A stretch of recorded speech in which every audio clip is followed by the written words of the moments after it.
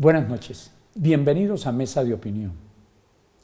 La justicia es un valor esencial, un fin primordial del Estado, un requisito de convivencia, de paz, de entendimiento, de desarrollo, en fin, de muchas cosas. En cambio, la injusticia es sinónimo de muchas cosas, entre otras, deslegitima el propio Estado. Pues bien, hace 15 días, el señor presidente del Consejo de Estado nos acompañó en este programa y desde entonces le pedimos que complementáramos lo que en líneas generales se trató la vez pasada. Y por eso, esta noche, mi invitado nuevamente a Mesa de Opinión es Germán Bula, presidente del Consejo de Estado y abanderado de la reforma a la justicia que se está tramitando. Presidente, de nuevo, bienvenido a Mesa de Opinión. Muchas gracias por la invitación. Estamos cumpliendo con lo prometido de hacer un segundo programa sobre el tema. Muy bien. La justicia ha debido reformarse hace muchos años. Se intentó, lo decíamos la vez pasada, desde López Michelsen, la Constitución de 1991, por ejemplo, con la creación del Consejo Superior de la Judicatura, con la asignación de muchas funciones electorales a los principales organismos de la rama judicial, dijéramos que complicó un tanto la justicia. En esta coyuntura nos parece que debe aprovecharse para que se haga la reforma estructural e integral que requiere la justicia colombiana. ¿Qué bases esenciales le pone usted a ese proyecto que debiera aprobarse? Bueno, sí, usted, doctor Ricardo Teoría, había ya recordado la pequeña constituyente de López, el acto legislativo 1 del 79 de Turbay, y luego otros intentos de reforma, el último de los cuales realmente aprobado fue el acto legislativo 2 del 2015. Pero es interesante, y las reformas del 91, claro, que vienen con la nueva Constitución. Quisiera señalar sobre la pequeña constituyente, la idea que a mí me surge y que tenía en ese entonces, la década del 70, siendo recién egresado de la Facultad de Derecho, era que el presidente López pensaba en hacer una sola reforma, y para eso una pequeña constituyente, una reforma integral que tomara trabajos sesudos de mucho tiempo y abordara multilateralmente todos los problemas de la justicia. Eso pues no se podía hacer, no era constitucional, una pequeña constituyente, etcétera, fracasó. El acto legislativo 1 del 79 implicaba tal vez algún tipo de choques entre ramas del poder, y a eso se atribuye en algunos mentideros, digamos, el que se haya hundido por parte de la Corte Suprema de Justicia de entonces, digamos, en sede constitucional. En esa reforma se hablaba de un presupuesto para la justicia del 10% fijo del presupuesto nacional. Eran otros tiempos. La reforma del 91, en realidad, digamos, el tema de funciones electorales y Consejo Superior de la Judicatura tiene distintas formas de ser abordado. Y quisiera comenzar con el de funciones electorales para decirlo de una manera muy simple. El Consejo de Estado presentó el 15 de marzo de este año un proyecto de reforma a la Constitución. Es decir, usted. Sí, yo presenté ese proyecto para prescindir de las funciones electorales en dos asuntos concretos, que son el auditor general y el procurador general. Ya en el 2015 habíamos prescindido de las funciones electorales en materia de contralorías, tanto nacional como contralorías locales. Pero ese es un asunto en el que sencillamente lo que está en juego son dos cosas. Una, la arquitectura del Estado. Entonces, desde el punto de vista de la ciudadanía, si un cuerpo probo de magistrados de alta corte propone para esos cargos de importancia personalidades, como ha sucedido en los últimos tiempos con Néstor Humberto Martínez, con Edgardo Maya, con Fernando Carrillo, etcétera, que fue lo que hicimos las tres cortes, pues eso está bien para la nación. Pero el otro aspecto es si en ese ejercicio es posible que haya una especie de infisión, creo que así se llama médicamente, y es que, digamos, termine infectándose ese cuerpo electoral con deseos y aspiraciones de que le nombren personas en los órganos de control, etcétera. O sea, lo que a veces se llama politización, pero que en realidad no sería politización, sino clientelización, digamos, de las cortes. Nosotros entonces, con bastante claridad hemos dicho, no nos aferramos a esas funciones electorales, pero si el Congreso en su sabiduría las conserva como constituyente derivado, la que nos entregó el constituyente primario a través de la Asamblea Nacional Constituyente en el año 91, pues lo que tenemos que hacer es ejercerlas de manera excelsa y sin que se clientelicen las corporaciones judiciales. Pero a ver, lo que más distante debe estar de la política es la justicia. Y elegir es una función política. De modo que usted, que ha abanderado esa causa, supongo que la va a continuar porque le haría un gran bien a la justicia que finalmente, ojalá, todas las funciones electorales distintas a aquellas que son inherentes a la propia justicia. Por ejemplo, la cooptación, que no se ha conseguido otro mecanismo más adecuado. Sí, la cooptación funciona. Pero el resto yo creo que usted, que ha abanderado ese proyecto, que lo presentó, debiera intentar convencer al resto de sus colegas en la Corte Constitucional y en la Corte Suprema para que sean los primeros en exigir: quítenos esto que se separa de las funciones jurisdiccionales que debemos desempeñar, ¿no le parece? Nosotros somos en eso muy sobrios, es decir, sí, hay dos asuntos después de prescindir de Contraloría, que son auditoría y procuraduría. La elección de fiscal, como queda íncito en lo que usted ha dicho, debe quedar en la Corte Suprema de Justicia. Naturalmente, la elección de magistrados de la Corte Constitucional, que hoy son 3 que propone el presidente, 3 la Corte Suprema y 3 el Consejo de Estado, al Senado de la República, esos asuntos no deben ser tocados. Digamos. Pero mire, escúcheme, ¿Sí? presidente, en cuanto a la Corte Constitucional, que ha exagerado en muchos casos en su jurisprudencia, en sus decisiones, tampoco así sea un organismo jurídico-político porque interpreta la Constitución, también no debieran tener sus magistrados un origen político, inclusive ellos. No comprendo. No, usted dice que no debieran tenerlo. No debieran tenerlo. No, es que en el Consejo de Estado y en la Corte Suprema buscamos juristas de excelsas condiciones. Excúseme, me refiero no en cuanto a las ternas que ustedes presentan, sino en cuanto a la elección que hace el Congreso de ellos. Ese es un origen muy político que los compromete con unas decisiones luego de que han llegado a los cargos. Hay un buen sistema que es, si pensamos en quién elige, quién confecciona la lista corta.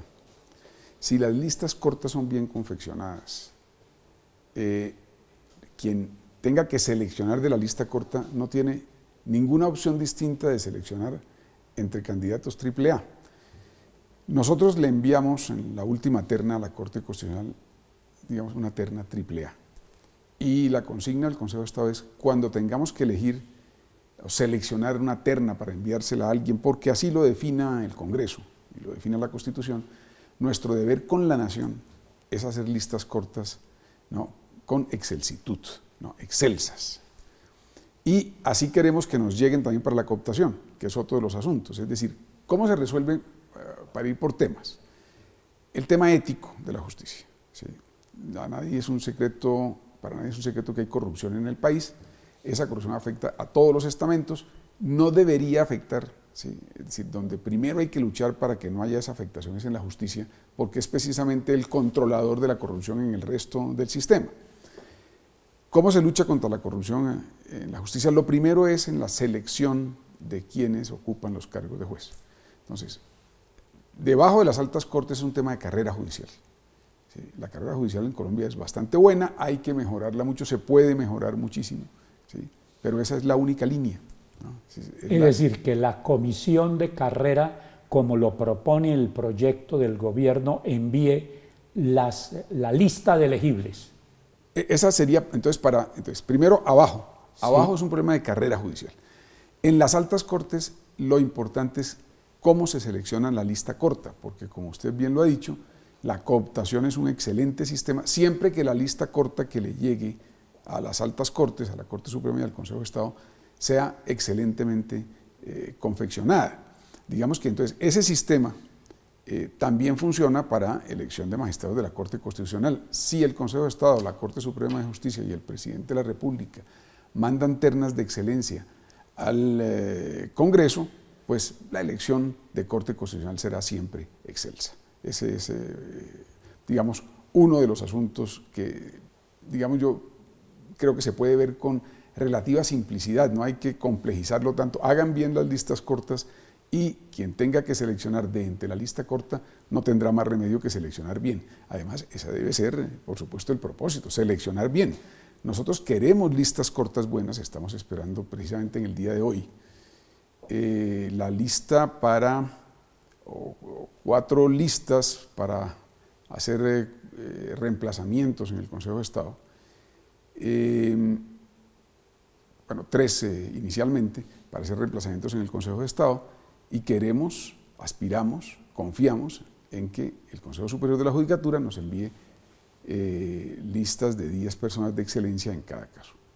Muy bien, entonces en líneas generales el propósito debe ser quitarle a los organismos de la rama judicial todas las funciones electorales que no son indispensables. Sí, ¿estamos de acuerdo en eso para concluir ese punto? Sí, digamos que ese es un punto de la reforma, no es en mi modo de ver el punto principal, pero sí. El punto está planteado por el Consejo de Estado así, prescindir de las funciones en relación con el auditor y en relación con el procurador. Eso es lo concreto. Bueno, otro punto vital que no tocamos la vez pasada, lo del antejuicio político. Lo que pensamos, y en esto estamos, digamos, de acuerdo con la Corte Suprema y con el magistrado Luis Guillermo Guerrero, que a título personal ha estado participando en reuniones sobre reforma, es que en Colombia se necesita el antejuicio político. Hay ejemplos muy claros, recientes, en Ecuador, ¿no?, de pequeños tribunales que suspenden a la Corte Suprema del país, cosas por el estilo. Es decir, uno se puede esperar cualquier alcaldada en nuestros países, desafortunadamente. Eso no pasaría quizá en Alemania o en los Estados Unidos, pero aquí se necesita un antejuicio político, y el antejuicio político no es para lograr impunidad, es sencillamente para lograr que una alcaldada no le permita a un actor cualquiera, digamos, constreñir a un juez de alta corte. Pero el antejuicio político debe ser bastante claro, en el sentido de que tiene 2 salidas: o el asunto es penal, y en ese caso sencillamente lo que tiene que hacer, y seguramente hará, el Congreso, es levantarle el fuero al aforado y ponerlo en manos como cualquier ciudadano o ciudadana de la jurisdicción penal, si el asunto es penal. Si el asunto es de indignidad, que es un asunto ya no penal, sino, digamos, disciplinario, el asunto tiene que ser de alta entidad. Los 2 juicios de indignidad que por allí los historiadores me recuerdan son el de Marco Fidel Suárez, por un tema de haber vendido el sueldo porque era pobre, presidente pobre. Y entiendo que no se dejó hacer el juicio de indignidad porque lo iba a perder y renunció antes. Y el juicio de indignidad en el caso del general Rojas Pinilla. Entonces, un juicio de indignidad, pues por supuesto que es necesario, pero lo principal es que los magistrados de alta corte no incurran ni en delitos, o sea, en el tema penal, ni en conductas de tal naturaleza indignas que lleven a juicios de indignidad que terminen con una suspensión, dice la Constitución. Nosotros preferiríamos que no hubiera suspensión. Si el magistrado es indigno, no, creo que es suficiente, ¿no?, para que sea desvinculado definitivamente del cargo de tan alta majestad como es ser juez de alta corte. Entonces, eso es lo que hay, eso se puede trabajar alrededor del proyecto que presentó el gobierno. Tiene que ver con fortalecer, claro, la comisión de acusaciones y con hacer estas distinciones conceptuales para que las cosas funcionen. Pero ¿no le parece que en vez de la comisión de acusación se debe retornar, lo digo por el fallo anterior de la Corte Constitucional, si esa comisión, si esa Corte lo permitiera, a la comisión de aforados que había sido aprobada en la reforma denominada de equilibrio de poderes? Después de una muy pequeña pausa, ya regresamos a Mesa de Opinión.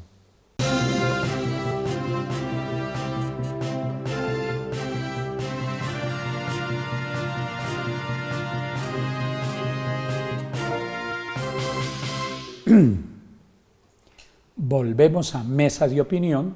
Me encuentro con Germán Bula, presidente del Consejo de Estado, tocando unos temas en relación con la reforma que se le debía hacer a la justicia.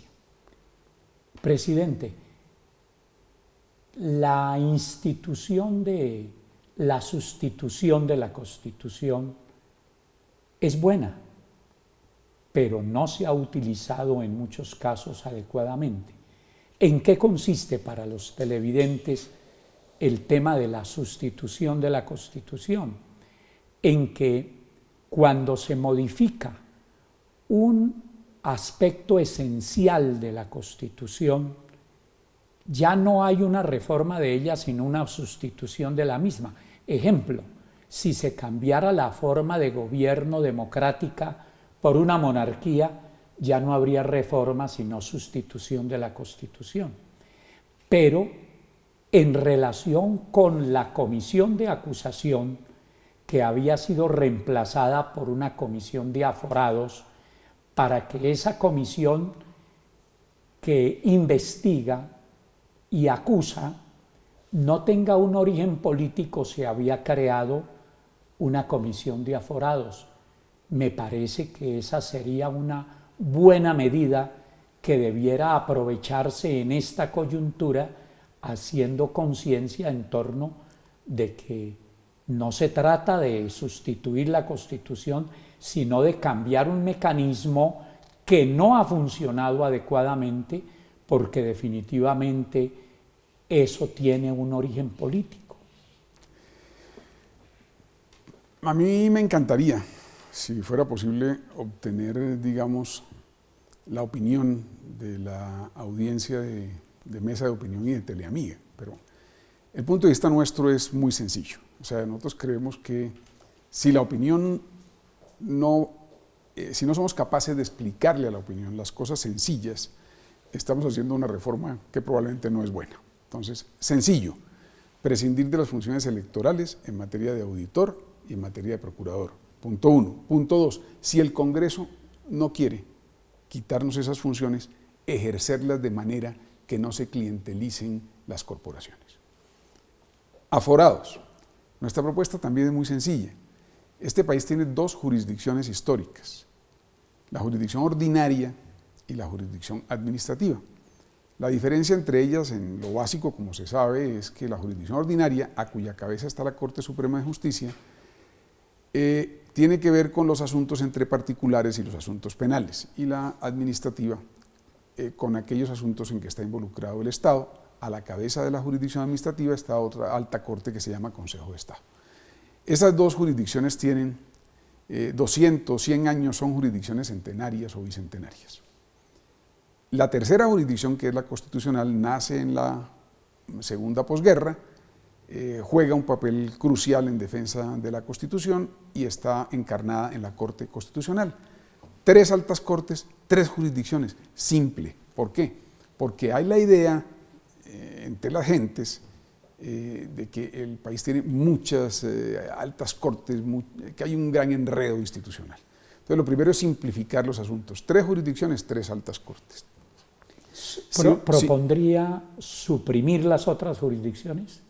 Es que no hay más jurisdicción. Hay la jurisdicción indígena jurisdicción que no tiene, penal militar. Por eso, pero no tienen alta corte, ¿verdad? Ya. Son jurisdicciones especiales, la penal militar, la jurisdicción indígena, etcétera. Por supuesto, no suprimimos esas jurisdicciones, pero lo fundamental de las jurisdicciones son las 3 mencionadas. Muy bien.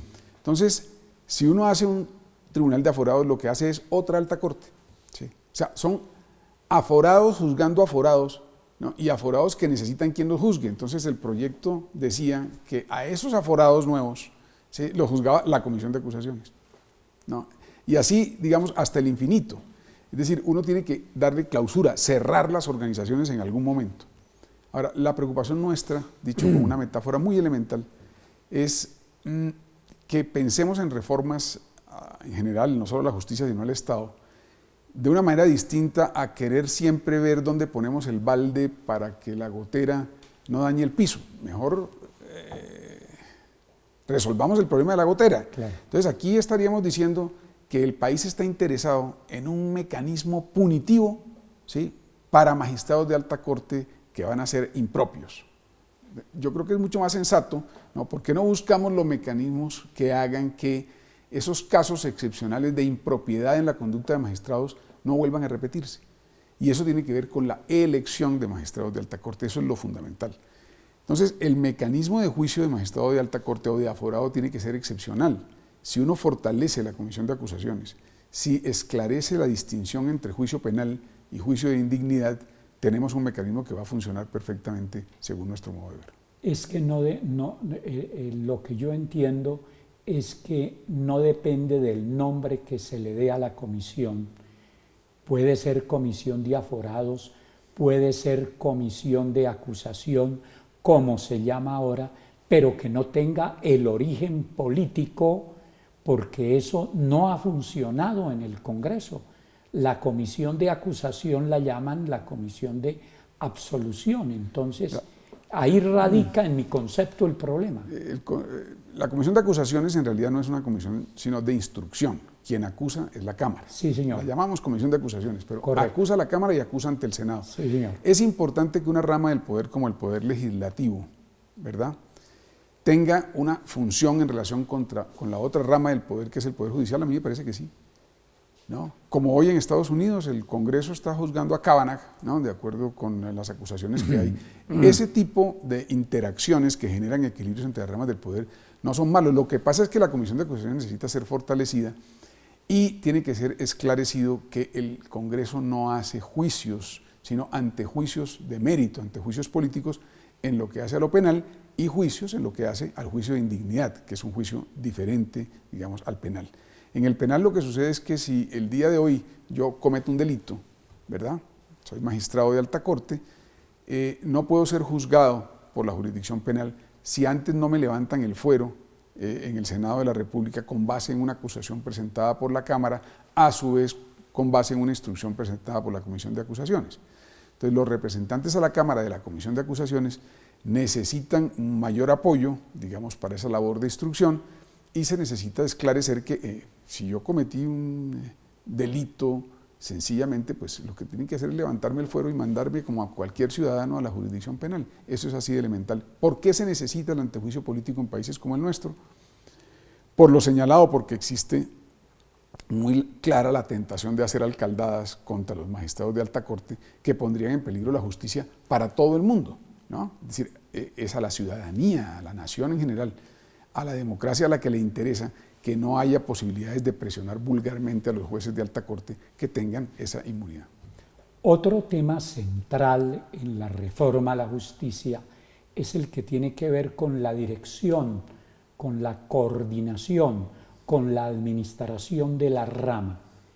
El proyecto del gobierno propone elevar a norma constitucional la Comisión Interinstitucional, crear una dirección general de la rama judicial con un gerente para suprimir el Consejo Superior de la Judicatura. Su opinión en ese sentido, presidente. Bueno, yo comienzo por decir que a mí me parece que la Constitución del 91 sí comportó un avance. La idea original de Consejo Superior de la Judicatura era de verdad un Consejo Superior, incluso estaba previsto que juzgara, que hiciera ese papel de tribunal de aforados de que se habla ahora.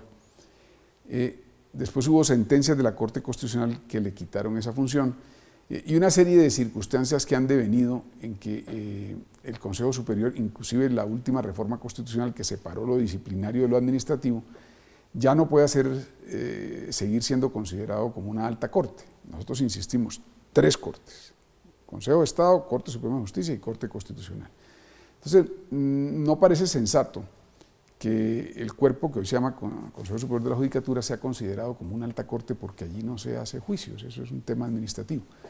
Y un tema administrativo que ya estaba inventado desde Taylor, desde Fayol, todas las teorías administrativas no contemplan la posibilidad de una gerencia colegiada de 6 miembros por un lado, más otro que es el gerente de la rama.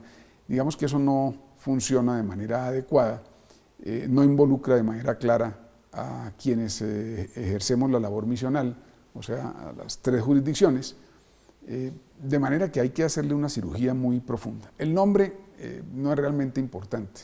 Lo importante me parece a mí que es el sustento académico del diseño organizacional que garantice que podamos tener, digamos, un cuerpo de administración, no solo de la justicia actual, que tiene muchos problemas, desde el ascensor de Cali hasta el tóner, hasta el modo como se reparten las cargas entre los jueces, jueces con 2 expedientes y jueces con 700 expedientes, etcétera, sino el futuro. Es que hay que hacer mucho más, no es para remendar lo que está mal, sino para construir, digamos, un sistema judicial en Colombia, digamos, que se necesita mucho más potencia organizacional. Nosotros entendemos los proyectos, este es el proyecto del gobierno, igual que entendemos las ponencias que presentamos como jueces. Uno lleva una ponencia a una sala, pero no pretende que su ponencia no sea discutida, la lleva precisamente, por eso se llama así, ponencia, para que sea discutida por los demás. Entonces, el Congreso tiene que discutir el proyecto del gobierno, que tiene elementos realmente muy interesantes. Habrá que ver el soporte académico que el gobierno va a presentar para sustentar, digamos, no tanto las críticas al Consejo Superior, que es mucho mejor que lo que había antes del 91, porque antes no había autonomía, nos manejaba el Ministerio de Justicia a través de un fondo rotatorio y era un perfecto desastre que además le permitía al Ejecutivo, digamos, tensarle las cuerdas a la justicia, lo cual es impropio porque no garantiza una justicia autónoma. Pero criticar al Consejo Superior de la Judicatura es fácil. Lo que es realmente el verdadero reto es cómo construimos ese nuevo diseño de administración y gobierno de la rama. Y esa distinción es importante porque una cosa es administrar recursos de la rama, me refiero al tema de edificios, de papel, de tóner, de tecnología, computadores, etc. Y otra cosa distinta es el gobierno judicial. En el acto legislativo 2 del 2015 se cometió un grave error que gracias a Dios no pasó el examen de constitucionalidad, y era la creación de una especie de supergerencia que lo administraba todo, ¿verdad? No solamente el papel y los edificios, sino todo el gobierno judicial. No, ese es un asunto, una métier especial que necesita incluso participación de jueces y magistrados, que tiene que ver con mapas judiciales, carrera judicial, escuela judicial. Entonces, la idea que en este momento está en el proyecto es trabajable, es decir, unas ciertas distinciones entre administración y gobierno, de manera que la administración sea de excelencia. Ahí no tenemos que ser muy ingeniosos porque eso está inventado, cómo se administran las empresas, y en ese sentido el administrador debe tener, digamos, ciertas condiciones que le permitan administrar bien. Y lo más interesante es el tema de gobierno judicial, en el que tenemos que acertar. Estamos estudiando en este momento el proyecto del gobierno. El proyecto contempla que la comisión interinstitucional conformada por usted como presidente del Consejo de Estado, el presidente de la Corte Constitucional, el presidente de la Corte Suprema de Justicia, esencialmente esa comisión articulará las jurisdicciones, articulará el gobierno de la rama y la gerencia de la rama. Eso me parece que sería un avance bien importante a nivel constitucional. Después de otra pausa, ya regresamos.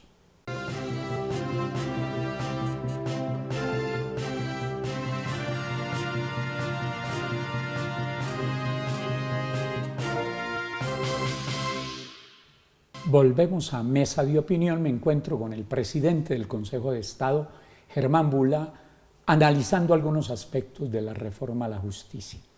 Y habíamos dejado planteado que la Comisión Interinstitucional le da cabeza a nivel constitucional a la rama, porque pues, la rama ejecutiva tiene una cabeza muy definida, el presidente de la República. La rama legislativa tiene una cabeza, es el presidente del Senado. La rama judicial no. ¿Eso se resolvería a través de esa comisión interinstitucional? Lo principal es la autonomía, digamos que fue lo conquistado en el 91. Sí. Y que es lo que algunos que quieren defender a ultranza al Consejo Superior de la Judicatura alegan. El argumento es bueno, pero inútil, porque nadie está discutiendo la autonomía. Es decir, nosotros somos partidarios, digamos, absolutos de la autonomía de la rama judicial. Y esa ya es una conquista, no se echaría para atrás. Que no se echaría para atrás. Ahora el problema es que la representación, digamos, de la organización, del sistema organizacional judicial, ¿no?, es un poco extraña, porque pareciera estar en cabeza de un Consejo Superior de la Judicatura que no son magistrados de alta corte, etc. Entonces, el sistema de fortalecer la Comisión Nacional Interinstitucional, aunque el diablo está en los detalles y habrá que ver cada detalle del proyecto, en eso estamos, tiene mucho sentido, ¿no?, porque, digamos, como que en este momento la representación está por fuera de las cortes y eso genera también problemas, digamos, de legitimidad, de viabilidad, de pertinencia de lo que hay que hacer en materia de administración y gobierno judicial. Es decir, la Comisión Interinstitucional traza unas políticas muy generales. Esas políticas muy generales serían desarrolladas por una dirección general, donde habría 3 delegados, uno de la Corte Constitucional, uno del Consejo de Estado, uno de la Corte Suprema de Justicia. Esa comisión, ese gobierno de la rama, ya se encarga de, por ejemplo, el presupuesto, se encarga de la administración, de la dirección de la rama y la ejecución de gran parte de esa dirección que hace esa comisión de gobierno a cargo de un gerente. Eso en reemplazo del Consejo Superior de la Judicatura. Grosso modo, hay que ver los detalles. Y, digamos, la carrera judicial con una comisión con participación de jueces y magistrados. La escuela hay que rediseñarla también. Es decir, hay asuntos que son meramente administrativos, ¿sí?, de papel y edificios, y hay asuntos que son de gobierno judicial. Hay que buscar que el diseño organizacional distinga esos dos dominios y provea a que ambos puedan ser administrados de manera muy eficiente, digamos. Y la comisión de carrera, entonces, va a terminar ampliando un tanto los efectos de la cooptación. Me refiero a esto. Como la comisión de carrera sería designada por las altas cortes, entonces, al fin y al cabo, los miembros de la lista de elegibles serían casi que señalados directamente por la Corte Suprema de Justicia y el Consejo de Estado. La comisión de carrera, por su naturaleza, tiene que ser muy técnica, ¿sí?, y tiene que ser tratada como una especie de joya de la corona, porque de la comisión de carrera judicial depende el ingreso y muchas otras circunstancias, digamos, laborales, administrativas, del funcionariado judicial en nuestro país. Entonces la comisión de carrera tiene que ser realmente como una especie de joya de la corona del esquema. Ahora, el proyecto propone que esa comisión de carrera judicial realice un proceso técnico de selección de la lista corta que se le manda al Consejo de Estado y a la Corte Suprema cuando tiene una vacante. Ese es un sistema, puede haber otros sistemas de selección de la lista corta, pero lo importante aquí son los principios. Entonces, dos principios claros. Ambos le pegan al tema de ética judicial. La ética judicial empieza por aquí en nombro, ¿no? Por allí empieza. Entonces, el funcionariado judicial, si hay una comisión de carrera judicial técnica y fortalecida, va a haber mucho menos riesgo de que se enganche en el funcionariado judicial una persona que no tenga las condiciones éticas apropiadas. Y en las altas cortes, la confección de la lista corta, que es lo fundamental. La confección de la lista corta debe llegar a que esas listas de 10, de las cuales elegimos la Corte Suprema y el Consejo de Estado, sean listas de excelencia. Son asuntos bastante simples, que se pueden trabajar perfectamente.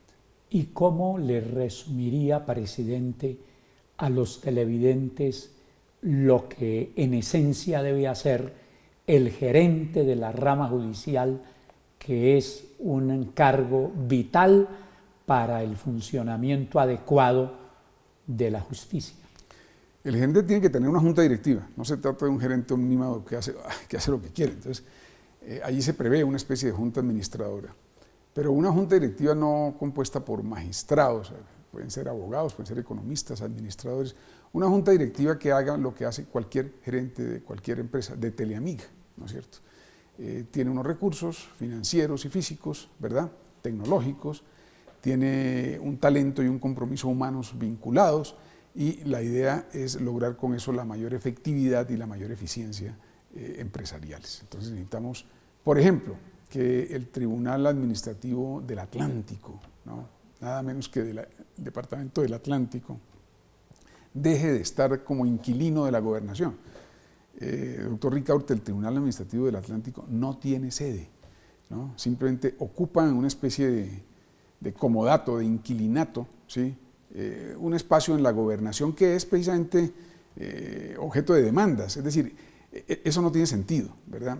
Tenemos muchas dificultades, pero eso es un tema, digamos, de gerencia, pero hay que hacer muchas más cosas en materia de justicia. Yo creo que un buen diseño de la administración y gobierno de la rama llevará a que en muy poco tiempo haya capacidad de entregar información de alta calidad. Rodrigo Primni decía: el problema de las reformas a la justicia en Colombia parte de que ni siquiera tenemos información de buena calidad. Entonces hay que acopiar información de buena calidad y estructurar proyectos de excelente calidad para el expediente electrónico, para el juicio en línea, para el uso de nuevas tecnologías. Es decir, hay muchas cosas por hacer, pero se necesita un aparato con capacidad para hacerlas. Entre el proyecto de reforma a la justicia y el proyecto de reforma electoral o de reforma política, que sería la cuarta en el país, anoche en la Comisión Primera del Senado se aprobó la creación de una Corte Electoral en reemplazo de la Comisión Nacional Electoral. Su pensamiento en ese sentido. Bueno, primero una declaración. Sí. Esta reforma a la justicia es apenas una primera reforma. Esto hay que hacer muchas otras etapas. Es una reforma proceso y tenemos que llegar a la reforma del Código Contencioso, a ciertas reformas en materia penal que se están discutiendo por los que tienen, digamos, esas competencias, digamos, dogmáticas, como la Fiscalía, la Sala Penal, los expertos del Ministerio de Justicia, etc. Hay que hacer otras reformas. Esta es simplemente una reforma cupular para salir de unos problemas, ¿sí?, que llevamos años patinando, que si Tribunal de Aforados, ¿verdad?, que si cómo se elige al magistrado de alta corte, que si cómo se administra y se gobierna la rama. Necesitamos salir de eso, doctor Ricaurte, para poder hincarle el diente a temas que le lleguen, que el ciudadano percibe que le lleguen mucho más directamente. En realidad, a mí me satisface que la Comisión Primera haya descartado la idea de una corte electoral. ¿Por qué? Porque es que una corte electoral era otra alta corte. Entonces, hay dos tendencias. Una tendencia a a unificar todo en una sola corte que en este momento pues no está en la agenda. Hay un proyecto presentado en ese sentido, pero parece más una constancia histórica. Y otra tendencia a la proliferación de cortes, que nos llevaría a tener, digamos, corte electoral, corte de aforados para temas éticos, y podría cualquiera decir, ¿por qué no una corte tributaria y una laboral y una? ¿No? Es decir, cortes por disciplinas. Entonces, insistimos, seamos esbeltos y sencillos en los diseños. Los diseños esbeltos y sencillos son los que funcionan, ¿no? Es decir, la falleva y la tranca se diseñaron hace mucho tiempo y funcionan, son sencillitos. Entonces, 3 jurisdicciones, la ordinaria, la administrativa y la constitucional, con sus cortes, la Corte Suprema, el Consejo de Estado y la Corte Constitucional.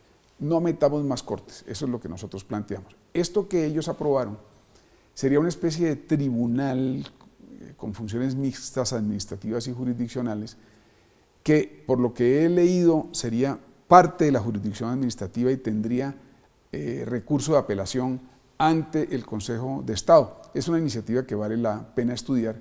Lo más plausible de la iniciativa para comenzar es que no proliferen las cortes, porque cada corte, es que hay que recordar a veces que cada corte que creo, ¿sí?, es una corte de aforados, ¿no?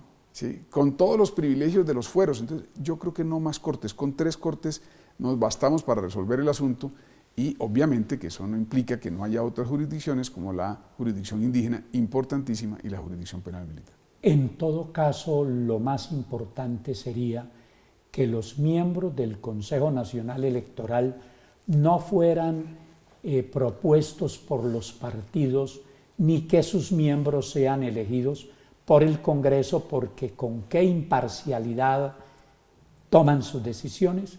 Después de la última pausa, ya regresamos aquí a Mesa de Opinión.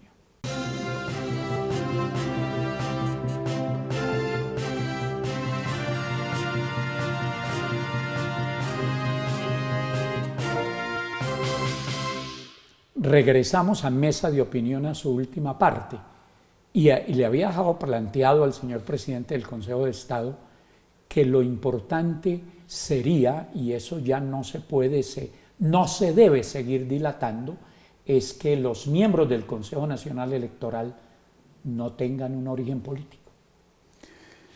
Bueno, nosotros lo que planteamos es sencillo, digamos, se diseña de acuerdo con la función. Entonces, lo primero es saber qué se quiere, ¿no? ¿Qué se quiere? Hay que distinguir. Hay una serie de procesos que llegan a la sección quinta del Consejo de Estado que son absueltos con una celeridad casi de país nórdico, ¿no? El nivel de cumplimiento de la sección quinta del Consejo de Estado está en el orden del 95 al 97%. Y hay unos asuntos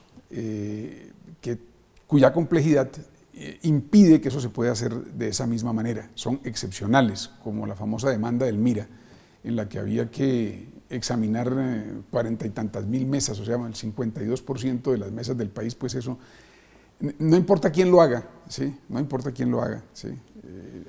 Consejo Electoral, Consejo de Estado, el juez que usted desee, se va a tomar el mismo tiempo, porque no es por falta de diligencia de la sección quinta. Sería muy extraño que en un caso no tuviera la diligencia que tiene en el resto de los casos. Eso no es así.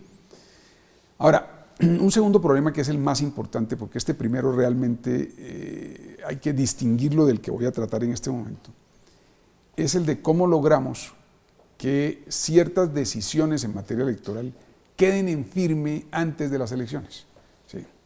Entonces se proponen una serie de mecanismos, pero son mecanismos que puede perfectamente llevar a efecto el propio Consejo de Estado y los tribunales, ¿no? Es decir, si van a cambiar el mecanismo, entonces yo no puedo decir, es que este mecanismo sí va a funcionar, ¿no?, porque voy a crear este órgano.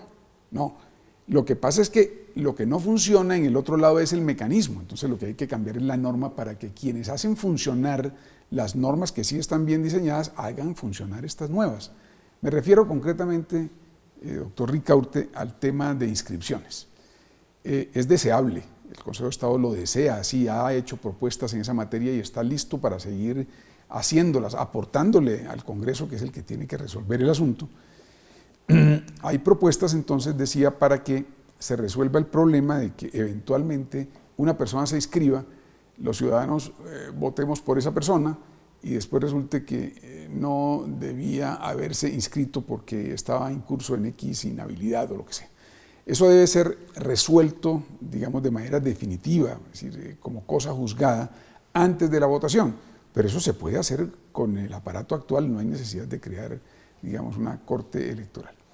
Las críticas al Consejo Nacional Electoral, bueno, nosotros intervenimos menos en eso porque son asuntos, digamos, de la política, pero evidentemente en el Congreso hay preocupación para que haya toda clase de garantías para, se dice que para las minorías políticas, pero es que los que hoy son minoría, mañana pueden ser mayorías, garantías para todos, tiene que ser con lo que John Rawls llamaba el velo, ¿no? El velo de la ignorancia. Yo tengo que diseñar instituciones, no para mí, sino para cualquier situación que se presente en el futuro.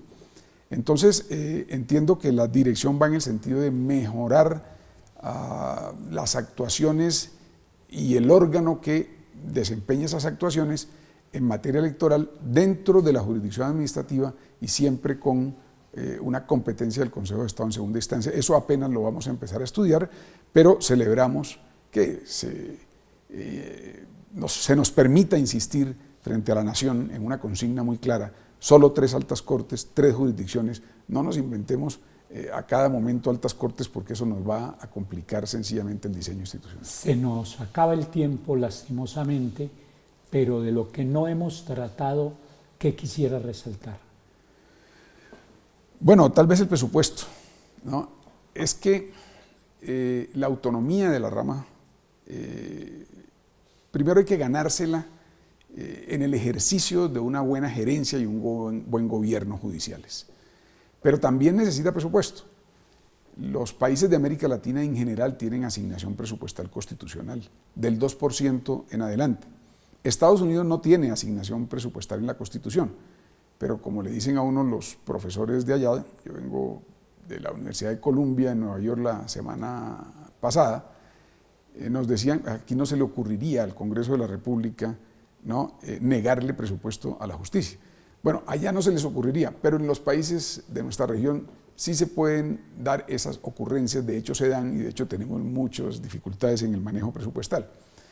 La asignación nuestra está alrededor del 1.42 del presupuesto, es baja. La demanda por justicia, ya lo había afirmado yo en este programa tal vez en alguna ocasión, creció en más del 300% desde el año 91 hasta hoy con la nueva Constitución, que es una Constitución garantista que da derechos, y si le damos derechos a la gente, pues la gente demanda sus derechos. Entonces, aumentan las demandas, ¿sí?, ante el aparato judicial, pero no aumentó al mismo ritmo la oferta judicial. Necesitamos crear juzgados, necesitamos presupuesto. Fíjese, doctor Ricaurte, que voy a mencionar un caso especial: la ciudad de Ocaña no tiene juez administrativo, ¿no? Pero cuando yo digo Ocaña me dicen tampoco lo tiene Puerto Asís, ¿no? Y me dicen tampoco lo tiene Tumaco, ¿no? Esos sitios donde se necesita un mayor acceso a la justicia tienen que desplazarse o hasta Pasto, o hasta Mocoa, o hasta Cúcuta, ¿sí?, para buscar un juez administrativo. Entonces, indudablemente se necesita más presupuesto.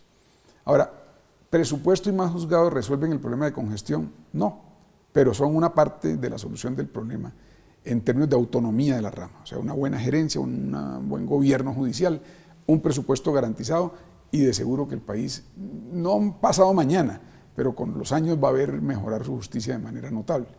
Y lo otro es que, por supuesto, haya más justicia en el seno de la sociedad, que la justicia, una es la que administra la rama judicial, pero otra es la justicia que hay en el seno de la sociedad, en las relaciones obrero-patronales, en los contratos del Estado, en la provisión de medicamentos a la gente, en el servicio de salud pública, porque entre menos problemas haya en esas materias, pues menos problemas llegarán a la justicia, que solo absorbe el residuo que no transitó, digamos, de manera pacífica en las relaciones ciudadanas.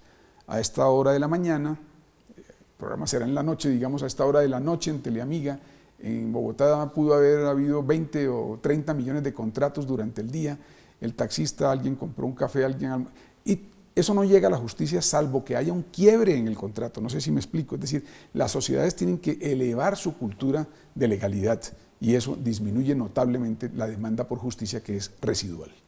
Presidente Germán Bula, muchas gracias por haber vuelto a Mesa de Opinión. Con muchísimo gusto y un saludo entonces a la audiencia de Teleamiga y de la Mesa de Opinión. Gracias. A ustedes, como siempre, muchas gracias. No se les olvide que de la justicia hay que seguir diciendo muchas cosas, que debe ser un tema entre los tantos de los cuales ojalá nos apropiemos todos los colombianos, porque como lo dijimos al comienzo, justicia es sinónimo de entendimiento, de paz, de convivencia, de desarrollo y por tanto de vida. Que tengan una feliz noche. Nos vemos, no se les olvide, de hoy en 8 días. Feliz noche.